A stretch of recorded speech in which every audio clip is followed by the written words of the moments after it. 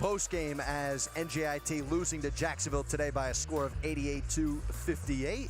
And as we're here courtside, joining me is, of course, head coach Steve Lanpher. I'm Mike Ventola. And, Coach, tough effort, tough result, shall I say, for your team today. But, you know, after that first quarter, things really picked up for your team in quarter number 2. But then Jacksonville, they pulled away in the second half. Yeah, they really did. We knew going in it was a tough task. They're one of the most talented teams in our conference. You know, obviously tied with Florida Gulf Coast as number 1.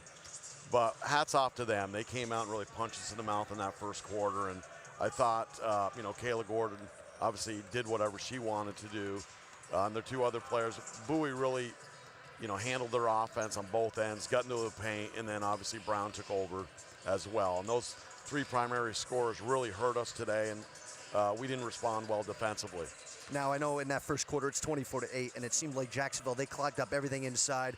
There were moments looked like your team was really trying to find some shots from the outside. But then as the game started to progress a little bit, you started to find some breaks in their zone. What adjustment did you make from quarter 1 to quarter 2 that saw your team take, at least for the short term, a step forward? Yeah, we just weren't in that zone offense. We weren't moving well, particularly our post players weren't. You know, we started X-cutting them from the short corner to the high post, and we started them moving the ball a little bit more and getting into scoring opportunities. And I thought Desi Allen and Taj Lewis got some scoring opportunities, and then that opened up the outside for us, especially for Kelly Guarino and Tatianna Torres. Now, you saw Tatianna Torres today, who quietly had herself a very nice game, 16 points. And, you know, for her, she had to take some 3-point shots today. As you and I both know, that's not a part of her game. But at the end of the day, when your back's against the wall, for her, it looks like that was her only choice. Yeah, and she started, you know, she got a couple steals and got some transition buckets, and that, I think, got her going a little bit, Mike. And then, obviously, you're feeling a little bit good. And she knocked down that first 3 and then,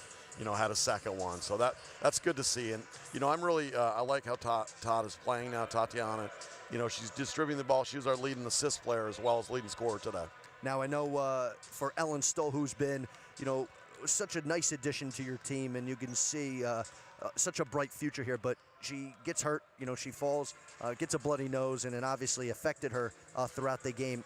Losing a player like that, even though she did come in, she did get minutes, do you feel like that really altered what was your offensive game plan coming into today? Well, it did, because, Mike, just because she's one of our perimeter, you know, 3-point shooters, and when they were in that 2-3 zone, we need her to be on the floor because she's such an offensive threat. But, you know, she's banged up right now, and hopefully she'll be able to play on Monday night. But she's got some foot issues and now some nose issues. No, and, you know, for your team, you've played arguably the 3 top teams in the conference already. Jacksonville, Florida Gulf Coast, Stetson, you've all played them once.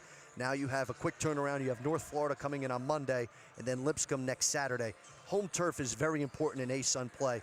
What do you feel like your team needs to do to get into the win column starting on Monday against North Florida? Well, our defensively, we've got to be able to hold somebody in the 60s.